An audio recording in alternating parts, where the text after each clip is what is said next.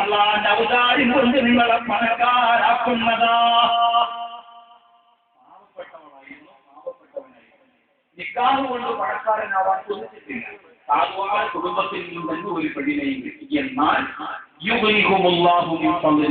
അല്ലാഹു തആല അവന്റെ ഔദാര്യം കൊണ്ട് അല്ലാഹു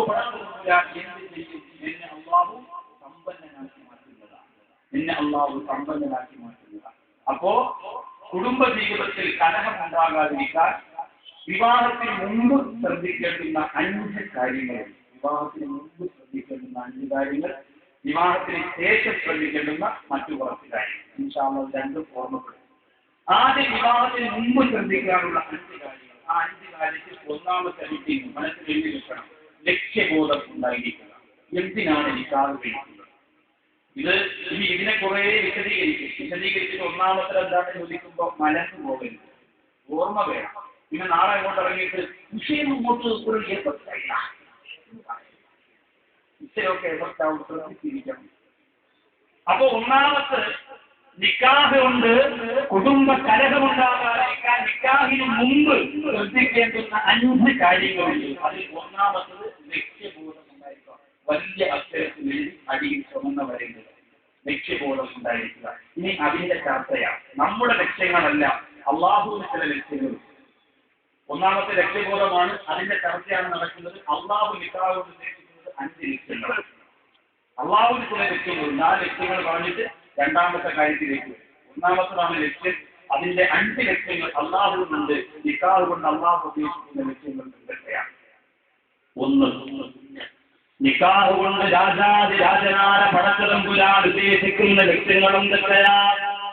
ഞാനും നിങ്ങളും ലക്ഷ്യമിടുന്ന പോലെ പണമല്ല, പവറല്ല, അധികാരമല്ല. പിന്നെയോ നിൽക്കാവാന പടച്ചതമ്പുരാൻ നിക്കാഹ് കൊണ്ട് ഉദ്ദേശിക്കുന്ന ഒന്നാമത്തെ ലക്ഷ്യം എന്തെന്നറിയോ? ഒന്നാമത്തത് വികാരശമനമാണ്. ആണിനും പെണ്ണിനും അള്ളാഹു വികാരം കൊടുത്തിട്ടുണ്ട്. ആണിനും വികാരം കൊടുത്തിട്ടുണ്ട്, പെണ്ണിനും അള്ളാഹു വികാരം കൊടുത്തിട്ടുണ്ട്. ആണിന് അള്ളാഹു സുബ്ഹാനഹു വ തആല വികാരം കൊടുത്തതുപോലെ പെണ്ണിനും കാരുണ്യവാനായ പടച്ചതമ്പുരാൻ വികാരം കൊടുത്തിട്ടുണ്ട്. അതുകൊണ്ട് തന്നെ ഈ 2 പേരുടെയും വികാരം പരിപൂർണമായ പൂർത്തീകരണത്തിലേക്ക് എത്തുന്നതിനാണ് നിക്കാഹ് കൊണ്ട് അല്ലാഹു ഒന്നാമത് ഉദ്ദേശിക്കുന്നത്. അതുകൊണ്ട് അങ്ങനെ ഒരു നിക്കാഹ് നടന്നില്ലെങ്കിൽ ഈ വികാര പൂർത്തീകരണത്തിന് ഹറാമിന്റെ വേലിക്കെട്ടുകൾ തകർത്തുകൊണ്ട് പോകേണ്ടി വരും. അത് നിശ്ചിതമാണ്. അവർക്ക് പരലോകത്ത് കൊടുക്കുന്ന ശിക്ഷ വളരെ ഭയാനകരമാണ്. അല്ലാഹു കാത്തിരിക്കട്ടെ. വികാരം മഹാകുറ്റമാണ്. നോട്ടം മുതൽ, ആസ്വാദനം മുതൽ, സംഭാഷണം മുതൽ, അതിന്റെ സർവ്വ മേഖലകളും അല്ലാഹുവിന്റെ ഖുർആൻ പറഞ്ഞത് വലാ തഖറബുദ്ദിനാ ഇന്നഹു കാന ഫാഹിശൻ വസാഅ സബീല. ഒരിക്കലും നിങ്ങൾ വിചാരത്തിനോട് അടുക്കുന്ന പോലും ചെയ്യരുതെന്ന് പറഞ്ഞാൽ അതിന്റെ ഒരു മേഖലയുമായി പിന്നെ കിസ്കോളാവരുത്. എന്റെ പ്രിയമുള്ളവരെ, സർവ്വ മേഖലകളും അറിഞ്ഞിരിക്കണം, വെടിഞ്ഞിരിക്കണം. അതുകൊണ്ട് ഒന്നാമത് അള്ളാഹു ഉദ്ദേശിക്കുന്ന വിവാഹത്തിന്റെ ലക്ഷ്യം അത് നമുക്കുണ്ടാവണം. ഒന്നാമത്തെ വികാര പൂർത്തീകരണമാണ്. അതുകൊണ്ടാണ്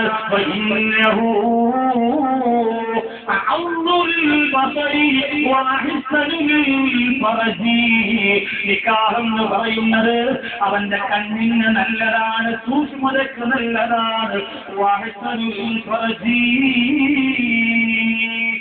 അവന്റെ അവയവത്തിനും നല്ലതാണ്. ഒരു വാഹനത്തിന്റെ ഇന്നോവയുടെ ആണെന്ന് തോന്നുന്നു, വലിയ ചാർജ് കിട്ടിയിട്ടുണ്ട്. ഇതിന്റെ ഉടമസ്ഥൻ അങ്ങേക്ക് നടന്നിരുന്ന വാത് കേൾക്കാതിരിക്കണം. സമാധാനമായിട്ട് കേട്ടോ, വാത് കഴിയുമ്പോൾ ഒന്ന് മാറ്റുന്നു പോയാൽ, അല്ലെങ്കിൽ ചാവി നോക്കി കിടന്ന് വാത് കേൾക്കാൻ പറ്റില്ല. പിന്നെ അതിന് വലിയ ഘടകത്തിന് കാരണമാണ്. ഒരു ചാവി കിട്ടിയിട്ടുള്ളൂ, ബാക്കിയുള്ളവർ തിരക്കാതെ ഇരിക്കേണ്ട ഒരു സ്ഥലമുള്ളൂ. അല്ലെങ്കിൽ നഷ്ടപ്പെട്ടെങ്കിൽ ബാക്കിയുള്ളവർ അന്വേഷിച്ചോളൂ. അപ്പോ പ്രിയമുള്ള സഹോദരങ്ങളെ, ഒന്നാമത് അല്ലാഹു ലക്ഷ്യമിടുന്നത് വികാരശമനമാണ്.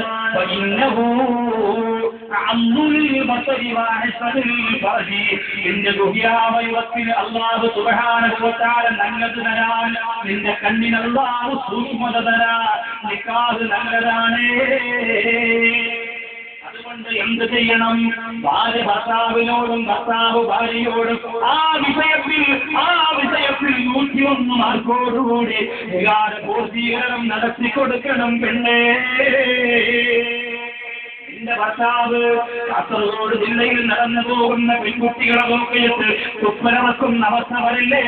എന്റെ ഭർത്താവ് യൂട്യൂബിലൂടെ ഒലിവെളുപ്പുള്ള പെൺകുട്ടികളെ കണ്ട് ആസ്വദിക്കുന്ന അവസ്ഥ വരല്ലേ? ഞാൻ വ്യക്തിത്വമെന്ന് പറയുകയാണ്. എന്റെ പ്രിയപ്പെട്ട സഹോദരങ്ങളുടെ മനസ്സിന്റെ സങ്കടം മനസ്സിലാക്കിയിട്ട് പറയുകയാണ്. വിദേശ രാജ്യത്ത് നിന്ന് 2 മാസത്തെ ലീവിന് നാട്ടിൽ വരുന്ന ഭർത്താവിനോട് അബൂദാബിയിൽ നിന്ന് കൊണ്ടുവന്ന ചുരിദാറിന്റെ കളർ പോയതിന്റെ പേരിൽ, സാരിയുടെ കളർ മാറിയതിന്റെ പേരില്, കൊണ്ടുവന്ന മാലയുടെ പവൻ കുറഞ്ഞു പോയതിന്റെ പേരില് 2 മാസത്തെ ലീവിന് വന്ന ഭർത്താവിനോട് 50 ദിവസം പിണങ്ങി മാറിക്കിടക്കുന്ന പിന്നെ അള്ളാഹു ഉദ്ദേശിക്കുന്ന വികാര പൂർത്തീകരണം നിന്റെ ഭർത്താവിന് കൊടുക്കുന്നത് നീയാണ് പിന്നെ. എന്റെ ഭർത്താക്കന്മാരെ കൊടുക്കുന്നത് നീയാണ്. ആ പെണ്ണിനെ കയറൂരി വിടല്ലേ? ആ പെണ്ണിനെ ബേക്കൽ കോട്ടയിലേക്ക് കാമുകന്മാരുടെ കൂടെ കറങ്ങ. എന്റെ പ്രിയപ്പെട്ട ചെറുപ്പക്കാരാ, തുറന്നു വിടല്ലേ? റാമിന്റെ കോട്ടവസ്ത്രങ്ങളിലേക്ക് പ്രിയപ്പെട്ട സഹോദരിമാരെ വിചാരിക്കളെ പോലെ ശരീരത്തിന്റെ നഗ്നത പുറത്ത് കാണുന്ന മോഡൽ വസ്ത്രങ്ങൾ ധരിപ്പിച്ചുകൊണ്ട് പറഞ്ഞു വിടല്ലേ? എന്നാൽ അത് കാരണമായി മോനെ അല്ലാഹു നിനക്കും നരകം വരുന്നതാ. നീ കാത്തു രക്ഷിക്കണേ തമ്പുരാനെ. മാറ്റം വേണം പ്രിയപ്പെട്ടവരെ. ഒരു വലിയ വിശപ്പോടെ തളപ്പിന്റെ മാറ്റമെന്ന സഹോദരങ്ങള് നമ്മുടെ ജീവിതത്തിലൂടെ ഉണ്ടാക്കിയെടുക്കാൻ അല്ലാഹു ഭാഗ്യം തരട്ടെ. അതിന് തീരുമാനിച്ചോ, ഞാൻ എന്റെ ഭാര്യയ്ക്കുള്ളതാ, എന്റെ ഭാര്യ എനിക്കുള്ളതാ. തീരുമാനിക്കണം. ഓരോ ഭാര്യമാരും ചിന്തിക്കണം, ഞാൻ മുഴുവനും എന്റെ ഭർത്താവിന് മാത്രമുള്ളതാണ്.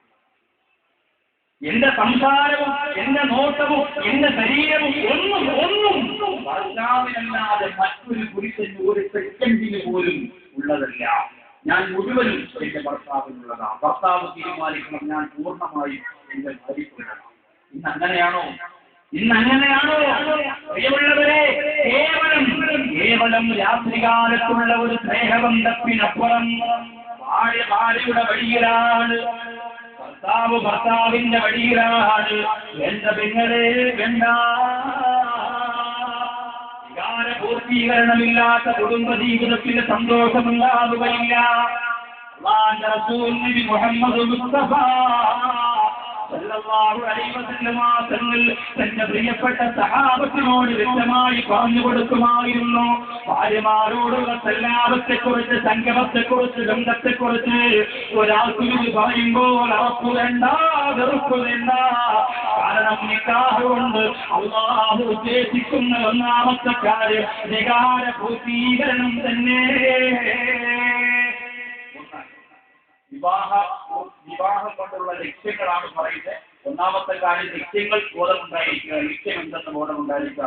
അതിന്റെ അടിയിൽ വരയിട്ടിട്ട് അല്ലാഹു ഉദ്ദേശിക്കുന്ന ലക്ഷ്യങ്ങൾ: 1 വികാര പൂർത്തീകരണം, 2 സന്താന സൗഭാഗ്യമാണ്. അല്ലാഹു അങ്ങനെ ഒരു കാര്യം നിക്കാഹിലൂടെ ഉദ്ദേശിക്കുന്നത് മക്കളെ തരാൻ. അല്ലാഹുമ്മ സല്ലി അലാ മുഹമ്മദ്. അല്ലാഹുവേ, ഒരുപാട് കണ്ണുനീരുകൾ മാലിക് ദിനാർ റളിയല്ലാഹു അൻഹുവിന്റെ മുമ്പ് നമ്മൾ ഒഴുക്കിയപ്പോൾ മറുപടി തന്ന അല്ലാഹ്, എത്രയോ സഹോദരങ്ങൾ ഇവിടെ സിയാറത്തിന് വരുന്നുണ്ട് തമ്പുരാനെ. കാസർഗോഡ് ജില്ലയുടെ എത്രയോ മക്കാമുകളിൽ മനോഹരമായ ഞാൻ റോസിന് പ്രവാസനം നടത്തി നിൽക്കുന്ന മക്കാമിനും ചരിത്രവും കൊള്ളുന്ന മഹാനാണ് ഒരുപാട് മക്കുബറ പോലെ. അതുപോലെ മാലിക് ദിനാർ റളിയല്ലാഹു അൻഹുവിന്റെ മക്കുബറ പോലെ. എന്റെ പ്രിയമുള്ളവരെ, കാസർഗോഡ് ജില്ലയുടെ പല ഭാഗത്തും കിടന്നുറങ്ങുന്ന അല്ലാഹുവിന്റെ വിലായത്തിന്റെ പദവിയിലേക്ക് മഅരിഫത്തിന്റെ ചിറക് വെച്ച് പറന്നുപോയ മഹാന്മാരുടെ മഖാമിന്റെ മുന്നിൽ വന്ന മക്കളില്ല അല്ലാഹ് എന്ന് പറഞ്ഞുകൊണ്ട് പൊട്ടിക്കരയുന്നവർക്ക് അല്ലാഹുവേ, ഈ ആയിരക്കണക്കാണ് ജനങ്ങൾ ഒരുമിച്ച് കൂടിയ രാത്രിയിൽ അവർ പറയുന്ന ആമീനിന്റെ പവർ കൊണ്ട് ബറക്കത്ത് കൊണ്ടല്ല നീ മക്കളെ കൊടുക്കണേ അല്ലാഹ്.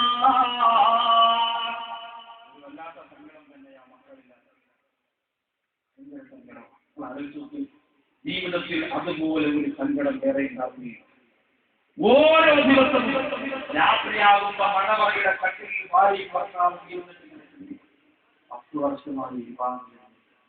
ഇന്ന് ഞാൻ കല്യാണത്തിന് പോയപ്പോ ജനവായിക്കാണെങ്കിൽ കല്യാണത്തിന് പോയപ്പോൾ ഒരു പ്രിയപ്പെട്ട സഹോദരി ഒരു കുഞ്ഞിനെ ഒക്കത്ത് വെച്ചുകൊണ്ട് വന്നു. അല്ലോ ഇത്ര സുന്ദരിയായ കുട്ടിയാണ്, കണ്ടപ്പോ കൊതി വന്നുപോയി. നമുക്ക് മക്കളില്ല.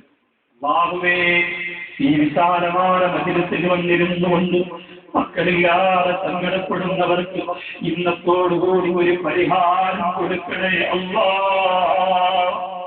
സാധുവാക്കവി തെറ്റുകാരനാണ്, സാധുവാക്കയുടെ പ്രഭാഷണത്തിൽ കടമ്പില്ല. പക്ഷേ ഈ വലിയ മജ്‌ലിസിൽ വന്നിരിക്കുന്ന പാവപ്പെട്ടവരെ നീ ഇഷ്ടപ്പെട്ടുകൊണ്ട് അവരുടെ ആമീനിന്റെ പവർ കൊണ്ട് വർഷങ്ങളായി മക്കളില്ലാത്തവരുണ്ടെങ്കിൽ ഉസ്താദേ മാലിക് ദിനാറിൽ നിങ്ങൾ ഒന്ന് പ്രസംഗം നടത്തി മടങ്ങിപ്പോയിട്ട് ഇന്നിതാ 1 വർഷം തികയുകയാ. എന്റെ ഭാര്യ പ്രസവിച്ചു, അടുത്ത വർഷം ഫോണിലൂടെ കേൾക്കാനുള്ള സന്തോഷം കരണ